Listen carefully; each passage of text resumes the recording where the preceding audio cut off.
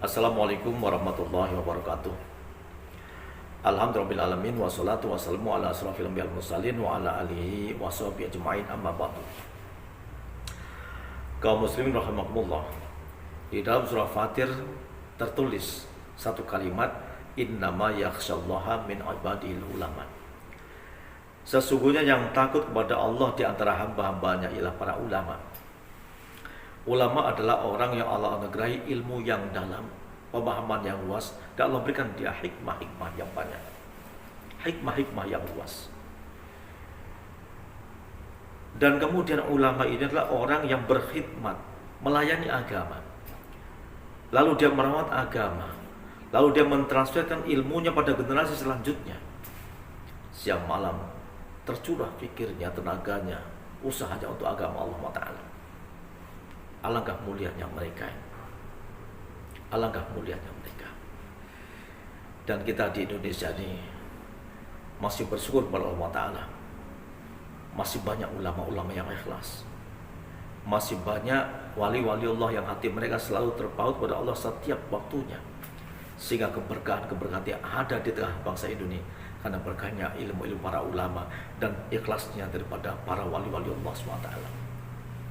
Kita bersyukur pada Allah Subhanahu wa Ta'ala. Namun kita bisa melihat sejarah. Ternyata ilmu itu bisa mendatangkan manfaat ataupun menimbulkan madarat. Ketika ilmu dalam akal manusia disertai dengan zikir hatinya, maka menjadilah dia al-ilmu nurun fil qalbi. Ilmu adalah cahaya yang ada dalam hati manusia. Yang dengan cahaya dalam itu manusia bisa melihat cahaya-cahaya yang lebih dahsyat dalam kehidupannya. Namun sebaliknya ketika akal manusia cerdas, Allah berikan dia ilmu, tapi hatinya kering dari zikir kepada Allah Ta'ala, maka jauh daripada sifat ketawaduan karena ilmunya yang muncul kesombongan dan kerusakan atas dirinya ataupun manusia yang lainnya. Na'udzubillah min dzalik. Dan surah Al-Imran ayat 19 itu mendeteksi satu peristiwa.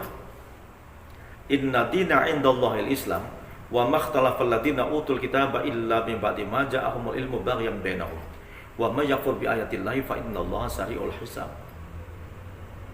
Sesungguhnya agama yang ada di Allah adalah Islam. Allah telah menganugerahi satu agama pada manusia yang disampaikan para nabi dan rasulnya di dalam kitab-kitabnya yang diberikan pada para nabi dan rasulnya, yakni Islam, untuk disampaikan pada umat manusia sehingga tercipta kehidupan yang baik di dunia dan harapan kebahagiaan di akhirat yang abadi selamanya. Inilah kalimat inna dina indallahil Islam. Allah berikan agama manusia satu agama, yaitu Islam. Dan mereka tidak berselisih. Wa makhtalafal ladzina utul kitab. Dan mereka tidak berselisih ketika mereka diberikan oleh Allah kitab yang diajarkan oleh nabi dan rasulnya.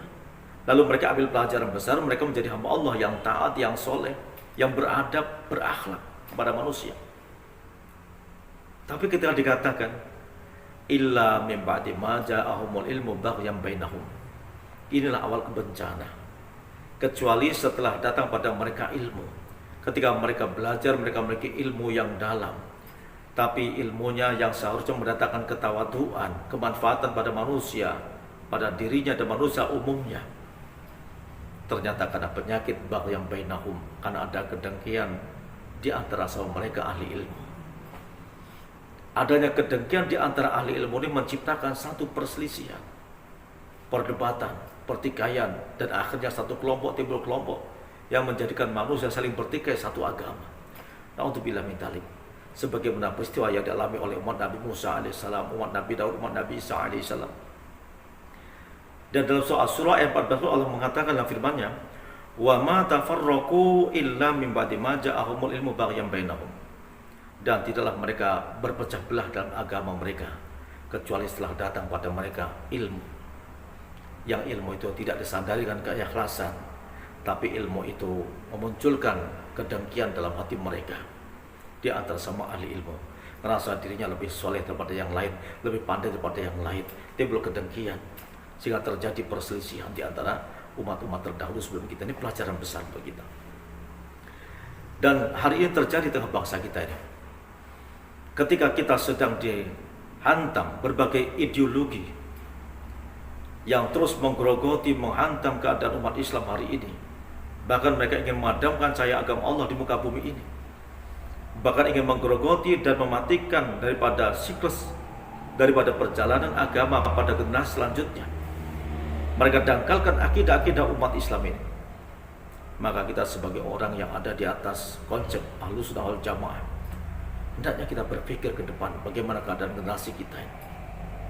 Hentikan perselisihan-perselisihan, karena kita sangat sayang, kami sebagai orang awam ini melihat di medsos bagaimana para ustadz, para ulama, para kiai saling berselisih karena beda daripada pemikirannya, beda daripada pendapatnya, beda organisasinya, beda madhabnya, beda gurunya, majelis taklimnya berbeda.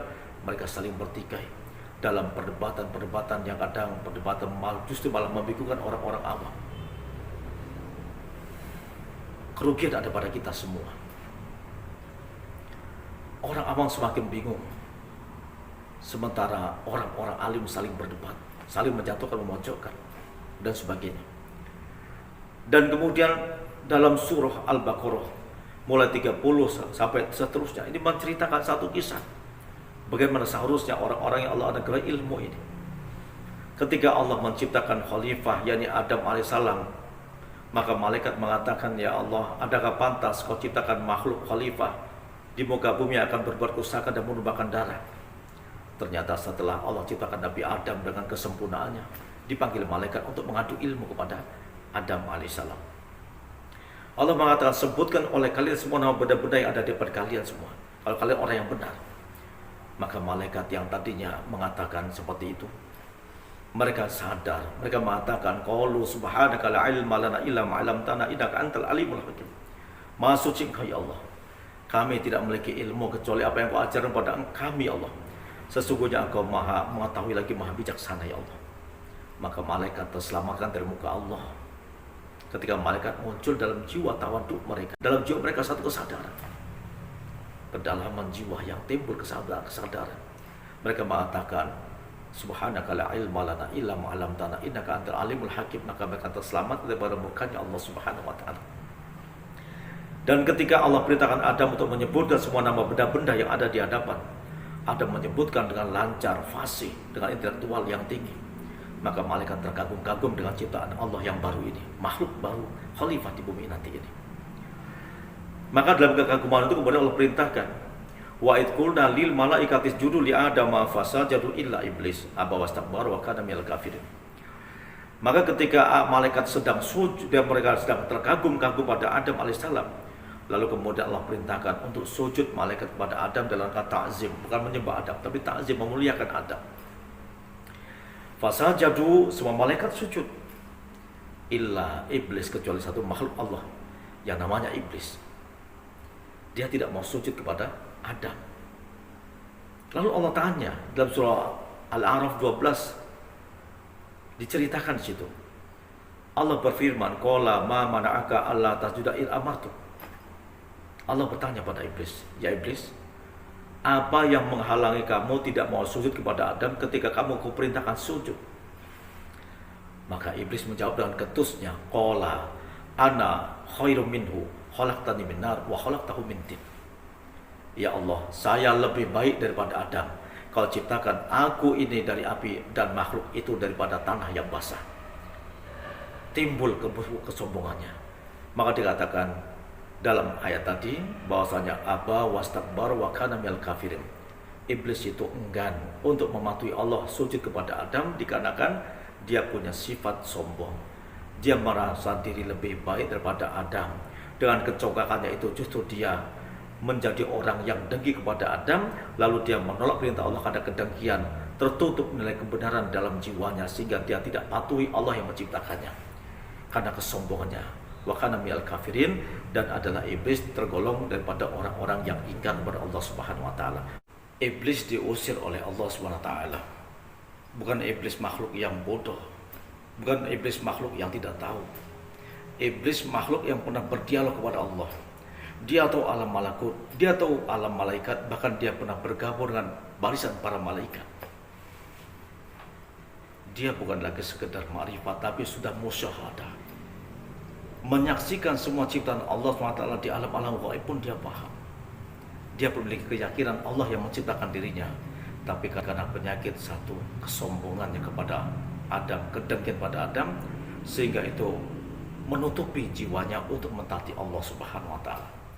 Kedengkian yang sudah memuncak dalam jiwa manusia ini bisa menghilangkan nilai-nilai kebaikan dari diri seseorang, termasuk iblis ini dia. Ketika kedengkian kepada Adam sudah memuncak pada dirinya, maka dia tidak mau dengar lagi firman Allah Ta'ala dan tidak mau mematuhi Allah SWT. Na'udzubillah min dzalik. Maka dari ngerasa diri lebih baik ini, diri lebih soleh, diri kita lebih baik, lebih soleh, lebih alim dan sebagainya, ini akan menimbulkan satu kehasutan dan kedengkian yang tidak terasa dan terhanyut oleh godaan setan. Pada ujungnya justru orang-orang ahli ilmu menjadi orang-orang yang sombong, bukan tawadhu kepada Allah Ta'ala. Maka Rasulullah kemudian merincikan tentang nilai sombong ini. Beliau mengatakan, al-kibru batrul haqqi wa ghamtun nas. Kesombongan itu adalah menolak kebenaran dan menganggap enteng kepada orang lain. Maka dari si pembelajar adalah bagaimana ilmu ketika timbul manfaat itu dimulai pada diri yang ada kesadaran kepada Allah Subhanahu wa taala. Tapi ketika akalnya tidak seiring dengan hati yang beriman kepada Allah Ta'ala, justru timbul kecongkakan dan kedengkian daripada ahli ilmu itu. Maka dalam ayatnya dijelaskan, innama yakhsyallaha min ibadil ulama, sesungguhnya yang takut pada Allah di antara hamba-hambanya ialah para ulama yang punya kesadaran intelektual yang tinggi dan kerohanian spiritual yang tinggi, sehingga akal dan hatinya bersatu padu sebagai cahaya untuk makrifat kepada Allah Subhanahu wa taala. Maka semoga Allah selamatkan daripada orang-orang alim kita, dan semoga Allah selamatkan, muliakan ulama-ulama kita yang ada di negeri kita Indonesia ini, dan semoga Allah senantiasa terus mencurahkan kasih sayangnya kepada wali-waliullah yang ada di negeri ini, dan semoga orang-orang yang diberikan ilmu lah orang-orang yang beruntung, dan orang yang Allah berikan kesempatan dia untuk mencari ilmu adalah orang yang beruntung, dan orang beruntung juga orang yang senantiasa memuliakan orang-orang ahli ilmu. Semoga manfaat dan faedah datang pada kita semua dan nawan Allah kepada diri kita semua. Wassalamualaikum warahmatullahi